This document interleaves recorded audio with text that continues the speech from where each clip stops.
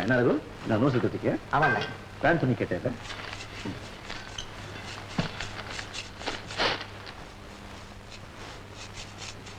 என்னென்ன இந்த துணி வாங்கிட்டு வந்திருக்க?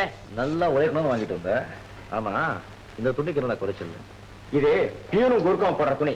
இத காலேஜ் போட்டுக்கிட்டு போன கௌரவமா இருக்குமா? ஓஹோ, கௌரவமா இருக்காதோ? நான் என்ன இதுல உனக்கு யூனிஃபார்மா தைச்சுக்க சொன்னேன். இதுல பேண்ட் தைச்சுக்கோ, இதுக்கு மேல வேற கலர் ஷர்ட் போட்டுக்கோ. அடா, இந்த டெரிகாட்டன்ல வாங்கி கொடுக்குற சக்தி இல்லப்பா. இதுக்கு நான் எவ்வளவு கஷ்டப்பட்டேன்னு எனக்கு தான்டா தெரியும். நான் ஒன்னும் டெர்லினோ டெரிகாட்டோ கேட்கல. இதுக்கு பேர ஒரு ஒயிட் ட்ரில் வாங்கியிருக்கலாம். காலேஜுக்கு போட்டுக்க நல்ல ட்ரெஸ் கூட கிடையாது. காலேஜுக்கு போய் காக்கி துணி. என்னடா அது முணுமுணுப்ப? அண்ணன் இந்த அளவு கஷ்டப்பட்டு எல்லாத்தையும் சேரானு கொஞ்சம் கூட நன்றி இல்லாம எதுக்கு எடுத்தாலும் குறை சொல்றீங்களே? விவரம் தெரிஞ்ச நாள் இருந்து வேற பார்த்து உங்களை காப்பாத்திருக்கேன்டா. கௌரவமா கௌரவம். நானும் கௌரவம் பார்த்திருந்தேன்னா அப்ப தெரிஞ்சிருக்க உங்க நிலைமை. என்ன அமுதோ, என்ன படிச்சிட்டு இருக்க? யாரோ புது எழுத்தாளர். கதையே இல்ல, வெறும் செக்ஸ் போர். செக்ஸ் போரா? எனக்கு என்ன தெரியாதுன்னு நினைச்சிட்டு இருக்கேன். நீங்க எல்லாம் படிக்கிறதெல்லாம் இந்த மாதிரி புக்கு தான். செக்ஸ், சஸ்பென்ஸ், த்ரில்லு, பேய் கதையெல்லாம். சரி, படிக்கும்போது கொஞ்சம் விறுவிறுப்பா தான் இருக்கும். படிச்சு முடிச்சு 10 நிமிஷம் கழிச்ச உடனே போர் அடிக்கும். ஒண்ணுமே மைண்ட்ல நிக்காது. என்ன பிரயோஜனம்? சாப்பிட்டியா? இல்ல, உங்களுக்காக தான் வெயிட் பண்ணிட்டு இருக்கேன். என்ன செக்ஸ் புக் வச்சுக்கிட்டா? ஆமா, ஏன் இவ்வளவு லேட்டு? ஐயோ, அது ஏன் கேக்குறேன். நேத்து நைட் ஷிப்ட்ல ஒர்க் பண்ணவன் மிஷினை கோளாறு பண்ணிட்டு போயிட்டான். ரிப்பேர் பண்ணிட்டு வரேன். அமுதோ, ஒண்ணு தெரியுமா உனக்கு? என்ன? இந்த மிஷினும் பொண்டாட்டியும் ரெண்டு ஒரே மாதிரி தான். ஒருத்தன் கை இருக்கிற வரைக்கும் ஒழுங்கா இருக்கும். கை மாறிடுச்சு. என்ன உதாரணம் இது? எங்க படிச்சீங்க? ஏதோ ஒரு புக்ல படிச்சேன். உங்களுக்கு புத்தகம் படிக்கிற பழக்கம் உண்டா? உங்களுக்கு மட்டும் தான் இருக்கா என்ன? நான் வந்து காண்டேகர், ஜானகிராமன், ஜெயகாந்தன் இவங்க எழுதிய புஸ்தகங்கள்லாம் ரொம்ப விரும்பி படிப்பேன். நல்ல புஸ்தகத்துக்கு அடையாளம் என்ன தெரியுமா? அது மனசை கிளறணும், அறிவை தோழணும். ஆழமான விஷயங்களையும் தத்துவங்களையும் படிக்கிற வயசா இது? ஏதோ பொழுது போறதுக்காக கதை நாவல் படிக்கிறோம். தத்துவம்னா இவங்க என்ன எழுதுறது? அந்த காலத்திலேயே பட்டினத்தார், வள்ளலார் அவங்க எல்லாம் சொல்லாத தத்துவத்தை இவங்க எழுதுறாங்க. உன்ன மாதிரி தான் நிறைய பேர் நினைக்கிறாங்க, சொல்றாங்க. பாவம், காகித பூ. சும்மா சொல்லிட்டா எப்படி? நான் சொல்றதுல என்ன தப்பு? விளக்கி சொல்லுங்க. அமுது, இதெல்லாம் பேச ஆரம்பிச்சா முடிவே இருக்காது. புரிஞ்சவங்களுக்கு சொல்ல வேண்டிய அவசியம் இல்ல, புரியாதவங்களுக்கு சொல்லி பிரயோஜனமும் இல்ல. காலப்போக்கிலே அனுபவங்கள் ஏற்பட ஏற்பட அவங்கவுங்களுக்கே புரியும். ஏதோ 50-60 வருஷம் வாழ்க்கையில எல்லாத்தையும் அனுபவிச்சு முடிச்ச கேள்வ மாதிரி பேசுறீங்களே. வேற ஏதாவது பேசக்கூடாதா? கிடைக்கிற நேரமே கொஞ்சம். வேற என்ன நான் பேசணும்னு நீ எதிர்பார்க்கிறேன்? புரிஞ்சவங்களுக்கு சொல்ல வேண்டிய அவசியம் இல்லை, புரியாதவங்களுக்கு சொல்லியும் பிரயோஜனம் இல்லை.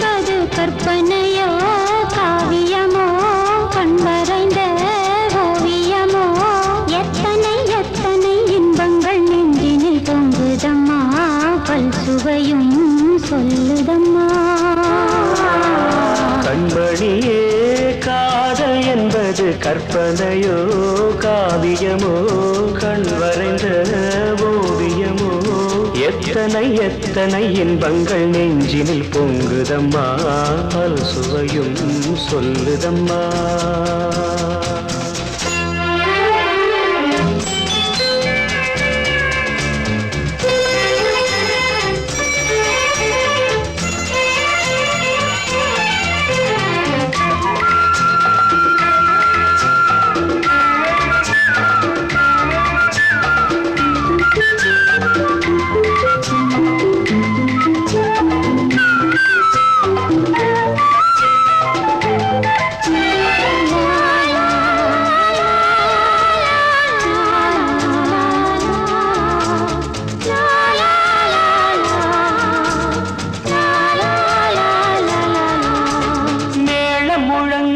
தோரணம் ஆடிட காலமும் வந்ததம்மா, நேரமும் வந்ததம்மா.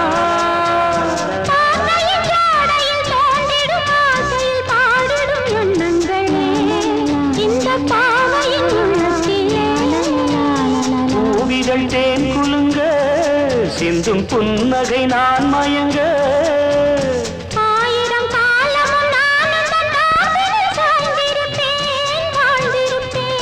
கண்மணியே, காதல் என்பது கற்பனையோ காவியமோ கண் வரைந்த ஓவியமோ?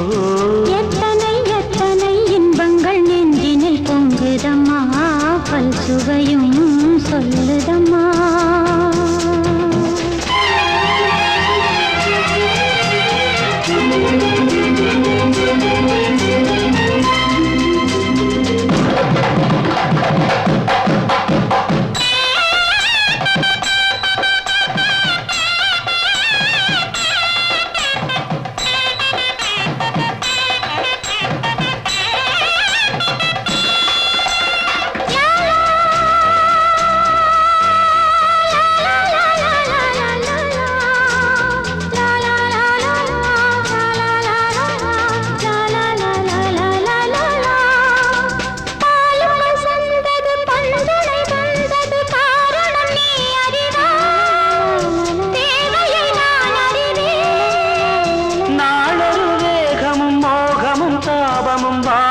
தந்த சுகம், இளம் வயதினில் வந்த சுகம்.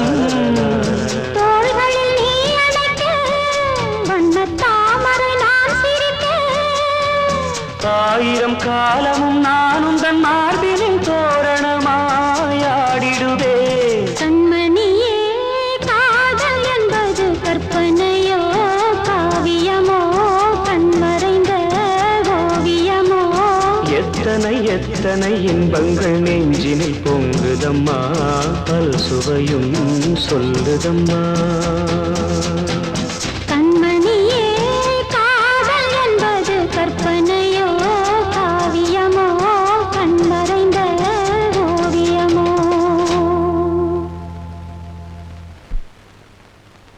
என்ன யோசனை பண்றீங்க? ஒண்ணும் இல்ல. நேத்து நீ சாப்பிட்டு போகும்போது சொல்லிட்டு போனீங்க, புரியாதவங்களுக்கு சொல்லியோ பிரயோஜனம் இல்லைன்னு சொல்லி. அதை பத்தி தான் யோசிச்சுட்டு இருக்கேன். ஏதாவது புரிஞ்சுதா? புரிஞ்சுது. ஆனா அது சரிதானான்னு நான் எப்படி தெரிஞ்சுக்கிறது? என்ன புரிஞ்சது? அது எப்படி சொல்றது? அது வந்து ஒண்ணு எத்தனை 2. 1ங்கிற நம்பரோட இன்னொரு நம்பர் சேர்த்துட்டு 2 நீ சொல்லிட்ட. நான் சொல்றது 1ங்கிறது ஒரு உயிருள்ள ஆண், 2ங்கிறது ஒரு உயிருள்ள பெண். இந்த 2ஐயும் எப்படி கூட்டுறது? 2க்கும் மனசு பொருந்திருந்தா கூட்டல் சுலபம். சரிம்மா, மனசு பொருந்து இருக்குன்னு எப்படி தெரிஞ்சுக்கிறது? உண்மையான காதல் 2 பேருக்கும் இருந்தா கண்ணுல ஆரம்பிக்கும், புன்னகையில வளரும். அதிலேயே புரிஞ்சுக்கலாமே. அப்படி ஒரு நிலைமை உனக்கு ஏற்பட்டா நீ என்ன செய்ய? ஏற்பட்ட என்னவா, ஏற்பட்டிருக்கு. நான் அவரை சந்திக்கிறேன், பேசுறேன், சில சமயம் அவர் கூடவே சேர்ந்து சாப்பிடுறேன். அவருடைய பார்வையில அவருடைய எண்ணத்தையும் புரிஞ்சுக்கிட்டேன்.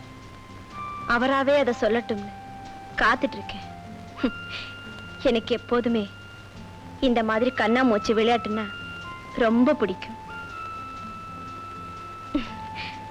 அவர் வாயில புளியோதரை அடிச்சுக்கிட்டு மெல்லவும் முடியாம முழுங்கவும் முடியாம அசட்டுத்தனமா சிரிக்கும் போது பாவமா இருக்கு. அவரா எப்பத்தான் சொல்றாருன்னு பாக்குறேன்.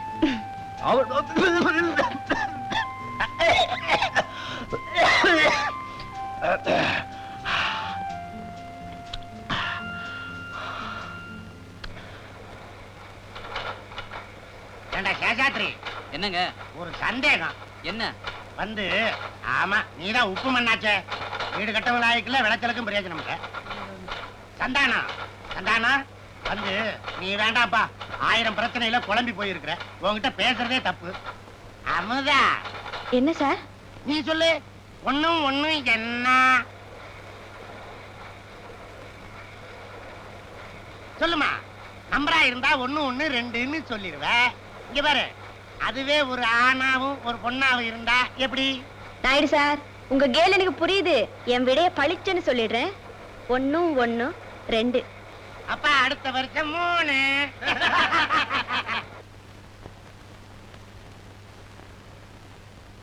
அமுதா, என்னப்பா?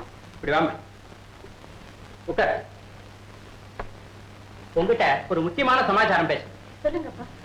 கல்யாண புரோக்கர் ரங்கசாமி இல்ல, அவர் வந்துட்டு போனார். உனக்கு ஒரு நல்ல மாப்பிள்ளை பார்த்திருக்கேம்மா. என் கல்யாணத்தை பத்தி நானே உங்ககிட்ட பேசலாம்னு இருந்தேப்பா. ஆபீஸ்ல எங்க கூட சந்தான்னு ஒருத்தர் வேலை செய்யறாரு. அவரை கல்யாணம் பண்ணிக்கணும்னு முடிவு பண்ணிருக்கேன். அப்படியா? ரொம்ப சந்தோஷம். அம்மா, உன் நன்மைக்காக சில விஷயங்கள் சொல்றேன். கட்டாயப்படுத்துறேன்னு நினைக்காத. 2-3 நாள் நல்ல யோஜனை பண்ணி அப்புறம் தீர்மானமா ஒரு முடிவுக்கு வா. சந்தானத்தை எனக்கு தெரியும், ரொம்ப நல்ல பையன்மா. சின்ன வயசுல இருந்து எவ்வளவு கட்டப்பட்டு அந்த குடும்பத்தை அவன் நடத்துறாங்கிறது எனக்கு தெரியும். அவனுக்கு பல பொறுப்புகள் இருக்கு. 2 தம்பிங்க, ஒரு தங்கச்சி. இவங்களுடைய படிப்பு, கல்யாணம் இதெல்லாம் வேற இருக்கு. ஏற்கனவே நிறைய கடன் பட்டிருக்கான். அவனை நீ கல்யாணம் பண்ணிக்கிட்டியானா வாழ்க்கை பூரா வறுமையோட தான் போராட வேண்டியிருக்கும். நான் பார்த்திருக்கிற பையன் பேங்க்ல வேலை பார்க்கறான். மாசம் 1500 ரூபாய் சம்பளம். அவங்க அப்பா இன்சூரன்ஸ் ஏஜென்ட். அவரும் 1000-2000 சம்பாதிக்கிறார். ஒரு பிக்கல் பிடுங்கல் இல்லாம நிம்மதியா வாழலாம். என்ன யோசனை பண்ணி பாருமா.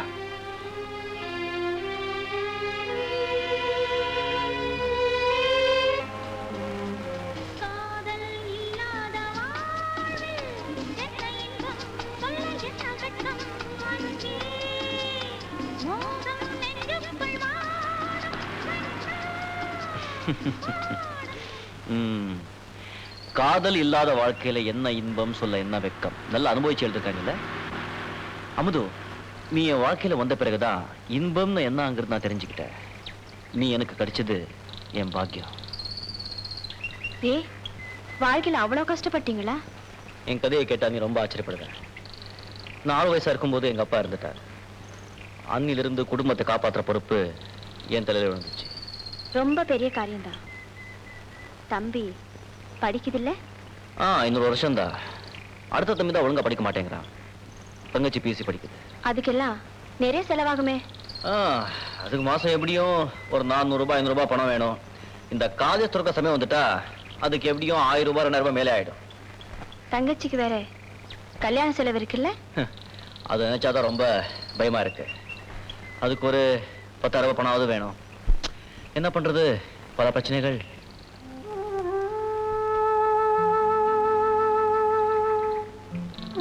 வாழ்க்கையில எப்பவாவது சில பிரச்சனைகள் வரலாம், சமாளிக்கலாம். பிரச்சனையே வாழ்க்கை ஆயிட்டா தினம் போராட்டம் தான். சரி, அதை விடு. நான் உங்ககிட்ட பேசிட்டு இருக்கிற கொஞ்ச நேரம் தான் அதெல்லாம் மறந்து சந்தோஷமா இருப்பேன். அமுது, நான் உங்ககிட்ட ஒன்று கேட்கணும்னு நினைக்கிறேன். அடே, மணி 5 ஆச்சு. அப்பா கோயிலுக்கு போறோம்னு சொன்னாரு. நான் வரட்டுமா? சரி, போ, நாளைக்கு பேசுவோம்.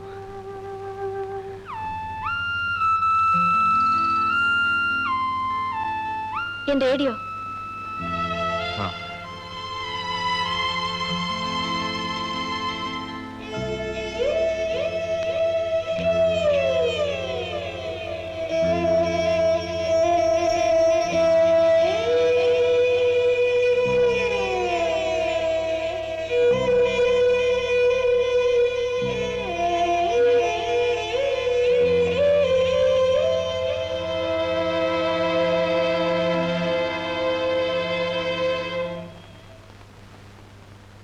Good morning Naidu sir. Good morning. Naidu sir, Amudha இன்னும் வரல? நான் கிண்டல் பண்றியா? அவன் நேத்தே வேலையை ரிசைன் பண்ணிட்டு போயிட்டாளே. என்ன? நகமும் கதையும் போல, வானமும் பூமியும் போல, பூவும் வாசமும் போல, புளியோதரையும் தயிர் சாதமும் போல, அப்படி எல்லாம் இருந்தீங்களே, உனக்கு தெரியாமலா அவ போயிட்டா? இதை இருக்குது பார், அவ கொடுத்த ரிசிக்னேஷன் லெட்டர்.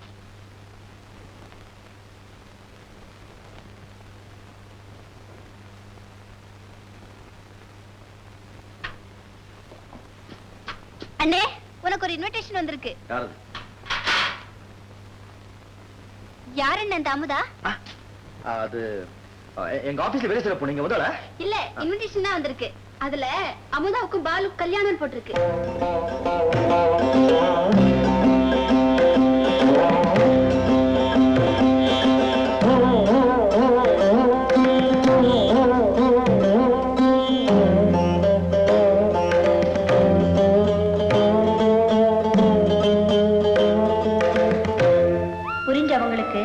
சொல்ல வேண்டிய அவசியம் இல்லை. புரியாதவங்களுக்கு சொல்லியும் பிரயோஜனம் இல்லை. என் விடைய பளிச்சுன்னு சொல்லிடுறேன். 1 1 2. அப்பா அடுத்த வருஷம் 3.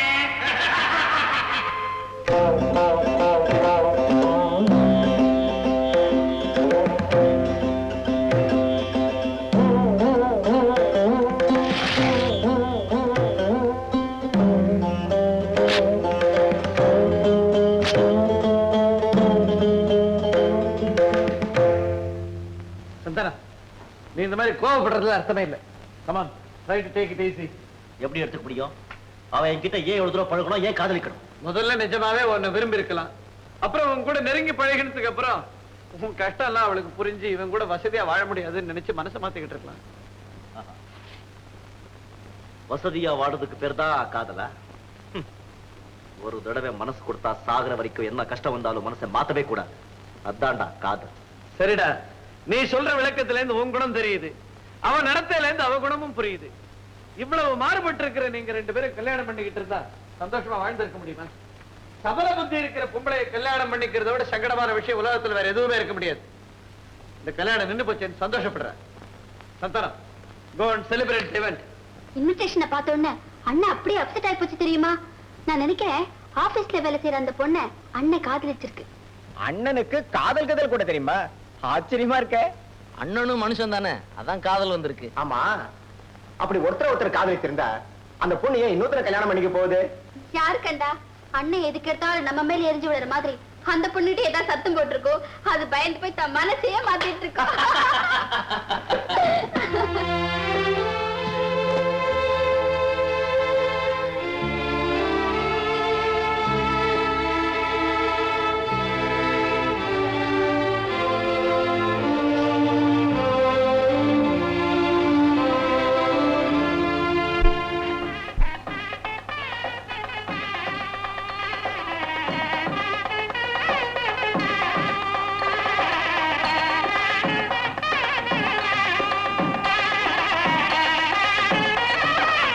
கண்படியே காதல் என்பது கற்பனையோ காவியமோ கண் வரைந்த ஓவியமோ எத்தனை எத்தனை இன்பங்கள் நெஞ்சினில் பொங்குதம்மா பல் சுவையும் சொல்லுதம்மா.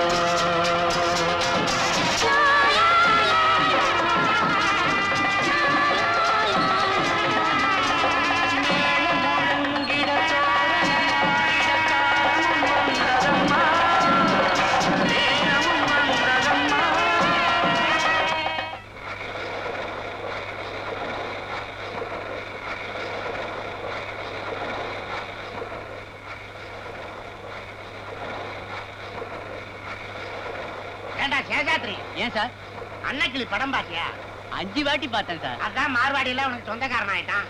அந்த படத்துல கதாநாயகி அண்ணன் இருக்கிறாள, சுஜாதா சார். அது சரி, அவ சொல்லுவா சோகத்திலையும் சுகத்தை அனுபவிக்கிறேன்னு. அத மாதிரி இப்ப சந்தானம் சோகத்துல சுகத்தை அனுபவிக்கிறான். ரைட்டு சார், இனிமே என்ன பத்தி அனாவசியமா ஏதாவது பேசுனீங்க நல்லா இருக்காது. நீ வேதனையில இருக்கிறியே, உன் மனசை மாத்தி சிரிக்க வைக்கலாமே நினைச்சேன். அதுக்கு இப்படி ஆத்திரப்படுறிய? நானும் சோறு சாப்பிடறவன் தான்ப்பா. இனிமே உன்னை பத்தி பேசினா கேளு. ஏண்டா சேஷாத்ரி, இங்க வேலை பார்த்து இருந்தாலே அமுதா ரொம்ப புத்திசாலி பொண்ணுடா. ஒரு நல்லவனா, கடன் கிடன் இல்லாதவனா, கை நிறைய சம்பாதிக்கிறவனை பார்த்து கல்யாணத்தை பண்ணிட்டு போயிட்டா. ஆண்டவன் அவளுக்கு நல்லா எழுதி நமக்கு இங்கு தீரும் போது எழுதிருப்பான் போல இருக்குது. பாதி பாதி அழிஞ்சு போச்சு. சந்தானா, சந்தானா, இந்தாப்பா இந்த ப்ரூஃபை கொடு. ஏண்டா சேஷாத்ரி, சார் இன்னைக்கு இது போறோம் சார்.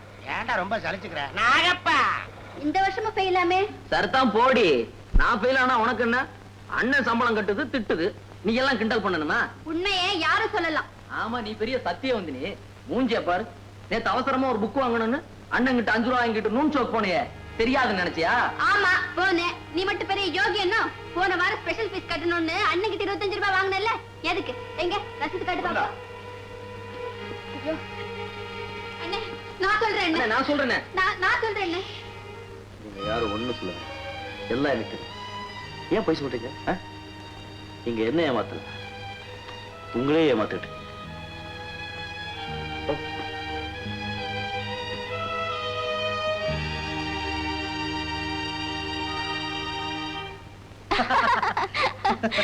ரொம்ப நேரம் ஆயிப்போச்சு, நான் வரேன். இன்னைக்கு புகாரில் போய் சாப்பிட்டுட்டு தான் போடும். ஐயோ, அண்ணன் திட்டுவாரு. ஆஹா, அதெல்லாம் முடியாது. ஐயோ, என்னால முடியாது. டாக்ஸி.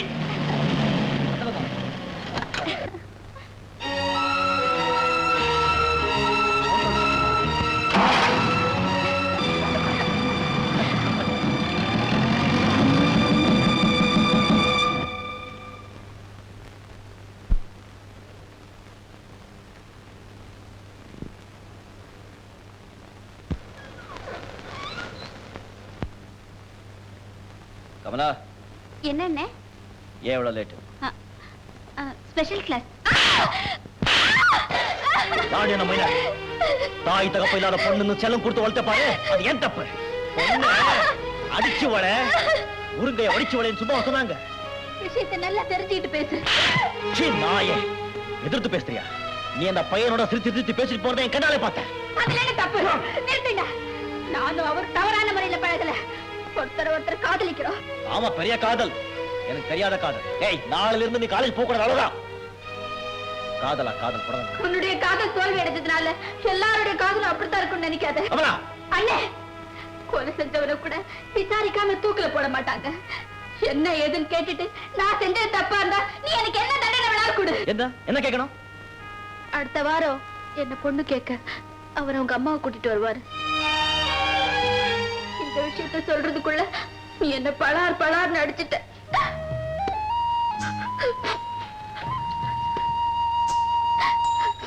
ஆத்திரக்காரனுக்கு புத்தி மட்டும் சொல்வாங்க, அது சரியாதான் இருக்கு.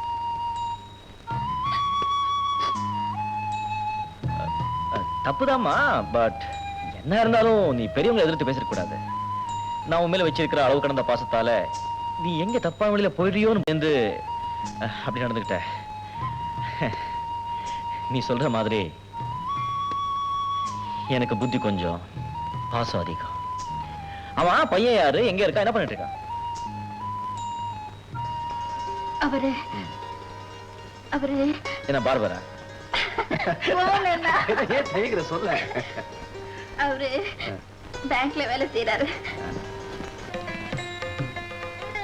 சந்தானம் சார், நீங்க ஒண்ணு கவலைப்படாதீங்க. உங்களால முடிஞ்சதை செய்யுங்க. கமலா எல்லா பொருங்களும் என்கிட்ட சொல்லிச்சு. உங்க இஷ்டம். நாங்க இங்க வரதுக்கு முன்னாடியே என் பையன் என்கிட்ட அது வேணும் இது வேணும்னு வாயை திறக்க கூடாதுன்னு சொல்லியிருக்கான்.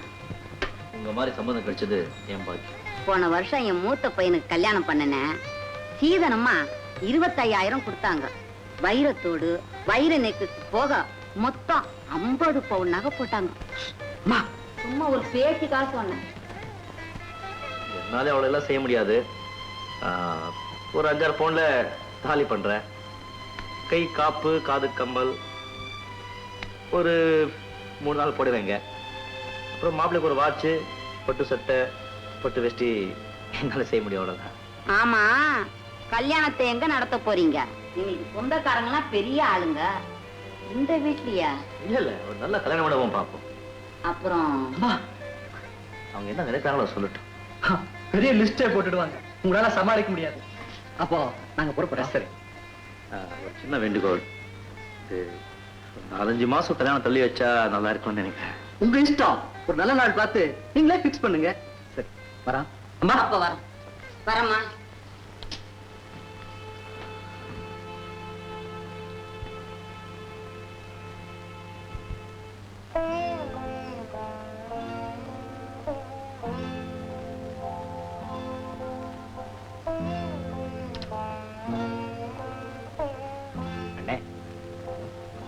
மாப்பிள்ளையே எதை கொடுத்தாலும் சரின்னு சொல்லிட்டாரு. அப்புறம் நீயா ஏன் அதை செய்யறேன் இதை செய்யறேன்னு சொல்ற? நம்ம கையில இருந்தாலும் பரவாயில்ல. மாப்பிள்ளை சொன்னார்டா, மாமியார் கேட்டாங்க. சரி, நம்ம கையில இருந்தாலும் இல்லை இருந்தாலும் செய்ய வேண்டியது செஞ்சுதானே ஆகணும். நமக்கு இருக்கிறது ஒரே தங்கச்சி. ஒண்ணும் இல்லாம நினைச்சா அவங்க மதிக்க மாட்டாங்க. தங்கச்சிக்கு ரொம்ப கஷ்டமா இருக்கும். சரி, நான் எப்படி சமாளிக்கிறேன் இப்போ?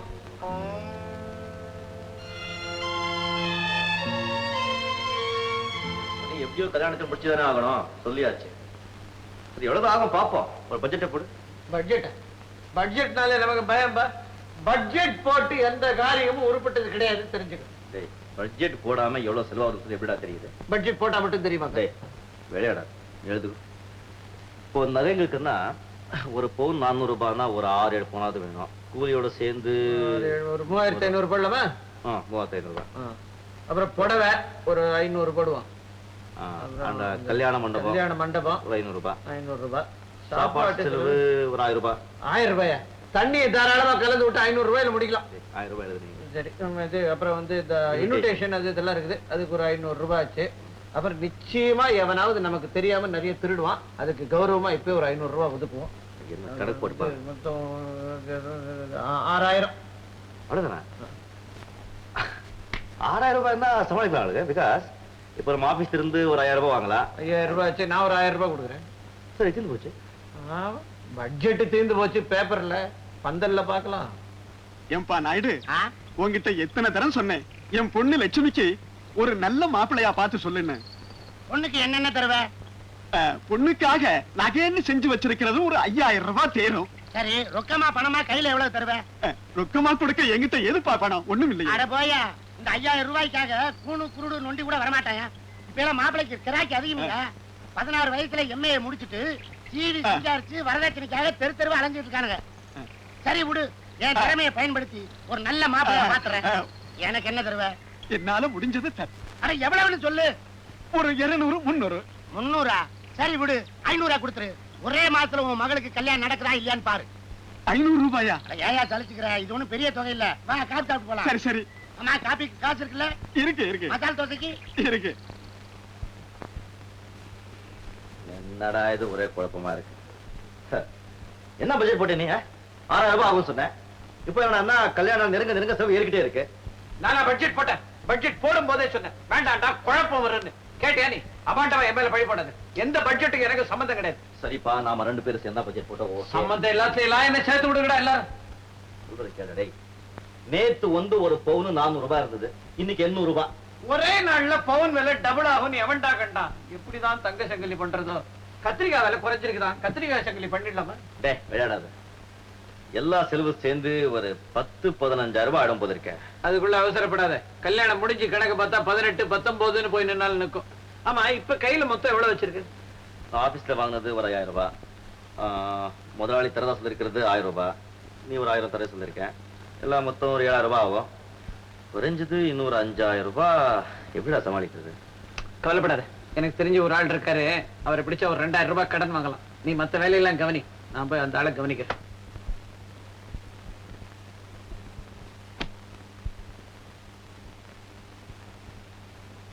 இந்த கண்ணான கொஞ்சம் நில்லு. உங்ககிட்ட ஒரு முக்கியமான விஷயம் சொல்லணும். இப்போ எதுவும் பேசுற நிலைமையில நான் இல்ல. நான் வரேன். உன் நிலைமையை தெரிஞ்சுதாப்பா சொல்றேன். நீ ஒரு கல்யாணத்தை பண்ணிக்கிட்டா நிம்மதியா இருக்கலாம். எனக்கு தெரிஞ்ச ஒரு இடத்துல. நாயுடு சார், தங்கச்சி கல்யாணத்தை எப்படி முடிக்குதுன்னு தெரியாம முடிச்சிட்டு இருக்கேன்.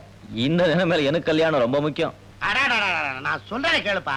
எனக்கு தெரிஞ்ச ஒருத்தர், அவருக்கு ஒரு பொண்ணு இருக்குது. நல்ல மாப்பிளையா பார்க்க சொன்னாரு. படக்குன்னு ஓ ஞாபகம் வந்தது. அந்த பொண்ணு ரொம்ப லட்சணமா இருக்கும். அது மட்டும் இல்ல, அந்த பொண்ணை நீ கட்டிக்கிட்டா ரொக்கமா 5000 ரூபாய் கொடுப்பாரு. 5000 ரூபாவா? ஆமா. உண்மையாவா? நான் விளையாட்டுக்க சொல்றேன். கொடையை போட்டு தாடவா? நாயுடு சார், உடனே இந்த கல்யாணத்துக்கு ஏற்பாடு பண்ணுங்க. அப்ப நீ பொண்ணை பார்க்க வேண்டாமா? ஒண்ணும் தேவையில்லை. இந்த சமயத்துல நீங்க சரி உதவி நான் மறக்கவே மாட்டேன். சரி, ஏற்பாடு பண்ணிடுறேன். இந்த சந்தோஷத்துல ஒரு ஸ்வீட்டு, ஒரு காரம், காபி சாப்பிட்டுருவோம். கையில காசு வச்சிருக்கீல்ல? நீ வச்சிருப்ப வாயேன்.